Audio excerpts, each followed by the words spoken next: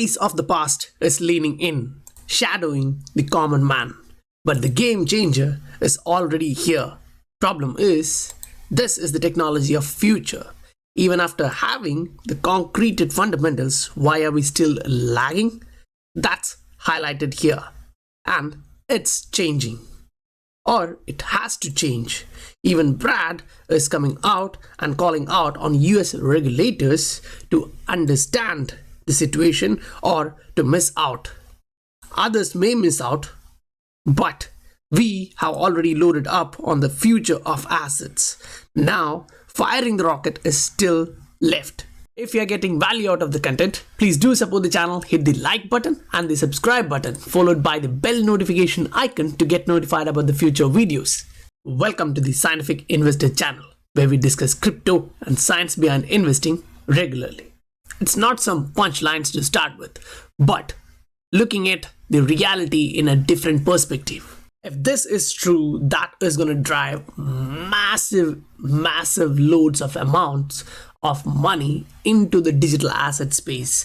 I won't say it's just towards XRP, mostly it can be towards BTC, but a percentage of that will actually distribute among all the digital assets, at least top 10, top 15, top 20. The chances are there. New guys, say Gen Z, may actually think, no, this is not going to happen. Government can't actually state what we can own and what we cannot. But if you look at the history, that has happened previously. It was actually illegal to hold or buy gold in United States from 1933 to 1974. That's like 41 years. You couldn't actually do that. And if the inflation is going to go high and the central banks are holding gold, then this may actually lead towards this. Remember that. But when you actually go into the central banks, look at what they are doing, because ultimately these bans come from the governments, meaning the central bank actually push for that in order to control inflation, because it's the job of central banks to control inflation, not the government. Yeah, even though you can call it government, central bank usually used to be a different private institution, right? So when you actually come into this article, they're actually considering all the different ways to keep the economy stable. And in this, some argue that the token-based digital currency might not guarantee complete anonymity. Now, yes, that is true. But they are currently looking into legal questions raised by potential use of intermediaries to facilitate the circulation of a central bank digital currency and also processing of transactions in central bank digital currency. They are thinking about facilitating central bank's digital currency and processing transactions of central bank digital currency. Now, if you remember, I just highlighted here that we have something pending, right? In the words of this author, it's pending proper regulation to comfort businesses to use this technology. Now, what is this technology about? It's about huge transactions market.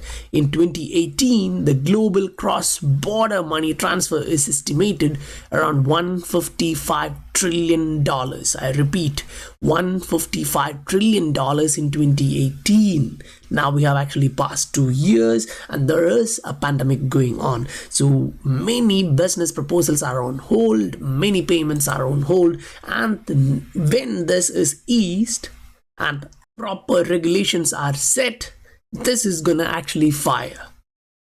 What we are waiting for is the rocket to get fired, right? That's all we want. But looking at the past, we know that it could be skyrocketing in seconds. We don't know. But looking at the future and what's to come, you can actually understand many ideas. Like if we read this particular area, this is a lot, but if you can actually understand, this is talking about the settlement mechanism and how it can be used. They talk about XRP, but here it talks about something which we need to understand. Infrastructure covers the DLT, which is the distributed ledger network, distributed ledger technology network provided by Ripple, and the integration required for banks to connect to the network, including any message translation. That is ISO 20022, which cannot be neglected by any banks. There are also software providers such as D+H who provide standard Ripple integration to their payment engine platform. Now guys, think it's another company coming in to provide you with a Ripple integration, meaning others are actually seeing opportunity in this, banks integrating with Ripple. So the potential is being understood all across the board, and people are coming in to fill those opportunity or seize the opportunity. So when you actually come towards this, what you can see is, however, this cross-border settlement scheme is essential for a permissioned network to operate, for a settlement to work cross-border in fiat currencies, the same way Visa and MasterCard does. So the governments, banks, central banks, they are actually comfortable with what they were used to. So now when a technology comes in, they can't actually go, wildly in the future. Instead, they are looking to be comfortable with this technology in an understandable form for them. And that's where the permissioned network comes in. Like Ethereum, Bitcoin, they are permissionless systems, right? So the system is changing because they are looking at some core elements which should actually cover these risks and give them the assurance so that they are boarding in. So they are looking at the overall scheme and the settlement. So the market makers can actually manage the risk inside it. So when you read here, you can actually read the governance, rules, planning, components, cover, scheme, governance structure, regulatory compliance, blah, blah, blah, blah, blah, all for network participants, payment processing and settlement, including how transactions are validated and approved. So they are looking at the settlement mechanism. They want to understand this mechanism and regulate it properly so there is no illegal activities going on. Now this is the second slide actually from XRP. If you actually come to the first one, in the conclusion area, you can see that the global trade runs around 24 trillion. Now this is just the global trade. What we highlighted previously here in the other document was about the payments flow, the transactions. So don't just get confused there. Now here it talks about global trade runs about 24 trillion. It's not about going to migrate.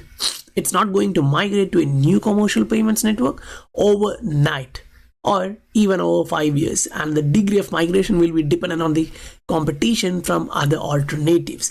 So when we talk about competition, you can see the competition is racing inside or racing ahead. This is news showing MoneyGram has partnered with Uber to serve anyone earning on the Uber platform. Now this tweet from Jim Hyatt actually showed me this particular update, and that is so insightful, right? When MoneyGram is partnered with Ripple, as we always talk, either partner with Ripple or go towards partner of Ripple. So that's what's actually happening. This is from Market Cap XRP, and he's actually showing you the volume between US and Europe is exploding as the CTO, meaning David Schwartz, actually confirmed 1.5 million increase of Euro USD pair and ODL solution. Really want to say this, when we see the volume is going high in the on-demand liquidity platform, what you have to understand is they are actually showing the volume in millions. See, so looking as of now the entire market cap, you can actually understand that these can actually be transacted, processed with the current available liquidity in the platform, meaning the total market cap is actually okay to process this. So keep in mind, when they are going up, eventually they will need to increase the total liquidity available so that they can accommodate higher payments, as highlighted by David Schwartz previously, I think a couple of years back. If you have, say, $1 XRP, then you can target that market with that market cap. If you have a higher price of XRP, that means you can target even higher market, right? So if they are actually processing 1.5 million in this corridor and say 10% of US to Mexico corridor, they are looking to expand. So once they are actually looking to expand, say for example, even MoneyGram is expanding their partnership, they're expanding to different locations in different countries. So as they expand, they actually need more liquidity. And if you remember, the MoneyGram CEO actually called Ripple CEO Brad Garlinghouse and asked, when is the liquidity gonna increase? When can we actually expand? So in that aspect, they are actually trying, Ripple, the company, is actually trying to expand as much as possible to process these payments. But the pending proper regulations are actually kind of hindering this. Pending proper regulation to comfort businesses to use this technology, there is still a lack of proper regulatory clarity, and that's how you can say even Brad Garlinger is such a patient guy, coming out and calling out again. Previously, if you remember, they actually put out a open letter to the Congress itself about these. Now they're coming out and calling out, stating, now the point here has to be understood. Even last time when Brad Garlinghouse was on an interview, he actually stated about Chinese strength going in, growing in, and taking out this new technology, right? So remaining complacent is actually setting us back while China's grip on both crypto and fiat payments become stronger. So that is kind of, taking a small nail and pecking it just below US butt, because they're showing if you really want to fight that economy of China, if you want to grow, then you have to actually grow in many aspects, and crypto and digital asset is one of that, because payments and money is actually changing. Even the IMF, Bank of International Settlements, United Nations, everyone agrees on that. World Bank is pushing towards that.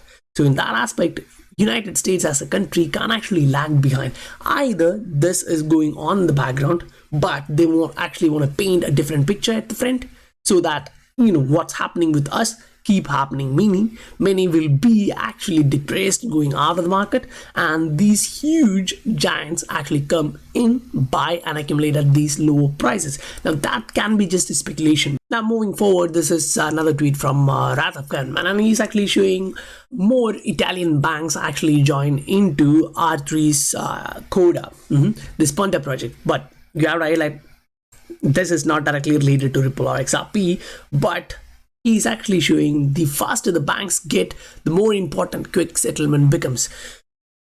Currently, it's like 3 days, 4 days. It takes a lot of time to complete their entire messaging system and then the settlement. So once banks are efficient with their information flow, then they need information and settlement. The value also need to be transferred. Now when you actually come through this, you can actually understand different aspects. It's actually really informational, like Coda Settler is a code app, pre-wired module that can move value when a condition is fulfilled, blah blah blah blah blah, and it can also use Swift and XRP for payments. So remember that. Now R3 has different settlement mechanism, in which XRP is something which is being highlighted from the early ages of R3. Now you have another as XDC, Senfin, which is also present, but looking at the number of nodes in that network, it's actually limited, around 70 to 100 as far as I know, compared to which RippleNet has around 300 to 500, considering they haven't announced entirely with that non-disclosure agreements, and the swell event is coming up. So it's actually going to be a bit more clear in that aspect. And when we say that they are preparing, we are going to go, it's, we used to say usually, but in this one, it kind of, how can I say, it really resonates in that same manner. These banks are ready to go. They are preparing internally, they are setting their strategy, and they're working together to define the cross-border settlement scheme that works for them and the governance required for it. The approach is agile. The framework for a scheme is in place, and they will fill in the details as the network they launch grows. So the first area is key there. These banks are ready to go. They are preparing internally.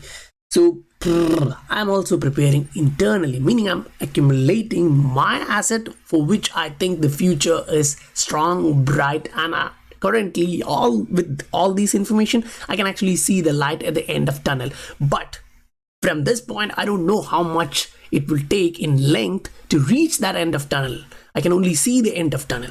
So meaning, if I convert that back into the price of XRP, I can see that the future is so bright, the price of XRP will be so high when I state that at least like a fluctuation like last time, or 10 times that I can actually see that, because last time we moved 1400x or 140,000% without these fundamentals, without these partnerships, without these implementations. Now with the support of World Bank, IMF, BIS, I think the next price fluctuation can be 10 times what it was last time. Now yes, if we actually do the math, it's so huge and you can call me crazy of math, but once it happens, we'll all meet at the end. If you're getting value out of the content, please do support the channel, hit the like button and the subscribe button, followed by the bell notification icon to get notified about the future videos.